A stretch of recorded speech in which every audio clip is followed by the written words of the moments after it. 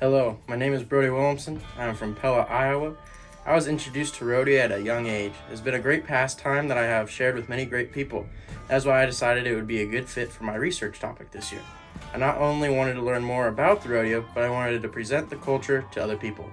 Rodeo has come a long way since its beginnings in the 1800s. It has only grown. I wanted to look at the growth of the rodeo to what we see today. Through that process, I took a look at the following points of interest: the overall history of the associations and the origins of which rodeo arose, the people and the livestock that have left a mark on the rodeo as a whole, and to finish off the research, taking a look at the rodeos that have brought the entertainment to life for years. Why does all this matter anyway? And to be honest, those are some of the best aspects of the rodeo culture.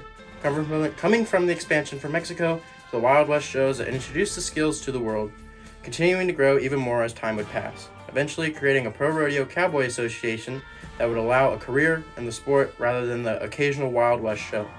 The progression would open rodeo fever to more than just adults and cowboys, but the youth that would be affected, leading a high school teacher from Texas to establish the National High School Rodeo Association. The expansion and continuation of growth continued, as well as giving the freedom to smaller associations to come up. Associations like International Rodeo Association, Iowa Rodeo Cowboy Association, and Women's Professional Rodeo Association. The opportunities were endless and open to anyone that was interested.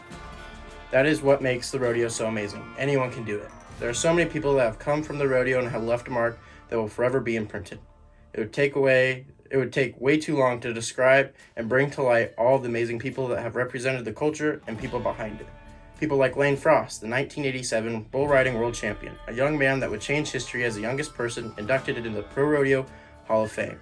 People like Bill Pickett is another one of those greats that changed the face of rodeo forever. Bill Pickett is an African-American man that brought to light the rodeo method of steer wrestling. One of my favorite events is the steer wrestling. The cowboy leaps from his horse to flip a steer on the side in the quickest time. By watching the methods used by herding dogs, Bill Pickett would introduce the world to bulldogging. Another great, Tad Lucas, was another one of those people that created paths for the expansion of rodeo, opening the door for women in the rodeo, one of the toughest rodeo legends you could know, doing it all from riding the wild broncos to trick riding horses while they ran and jumped.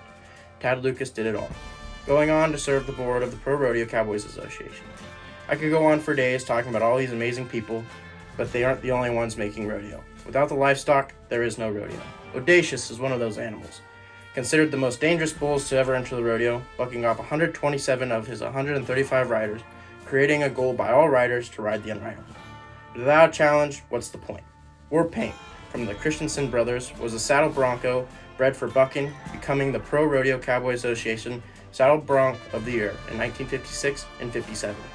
War Paint is one of the best. There is no way to describe the best, but there are bovine athletes that could be considered. Without these amazing athletes, there is no rodeo. Rodeo isn't just a sport to test the skills of a man versus beast, but it is the culture that entertains. Without the wonderful facilities that hold the events, there is no rodeo. Places like Cheyenne, Fort Worth, and Las Vegas are just a few, being around from the beginning. These places are what represent the family behind it all.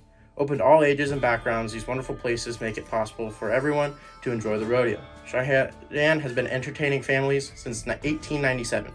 Bringing in 200,000 attendees annually, showing some of the best riders and livestock available. One of the many stops to the National Finals Rodeo in Las Vegas. Is heaven for all rodeo. Not only is it a competition to see who wins it all for the athletes, but it is a chance for the fans to be there with them, creating an experience that will never be forgotten. All these things are what rodeo culture is all about. It is a long road with a lot of struggle, but it was done. Rodeo is historically significant to the rodeo culture we see today because of how it has expanded and given people a chance to thrive as something they love. Has grown from those that have since left the arena and now icons and people that others look up to. It is going to be with those that you care about, and caring about something, it is rodeo.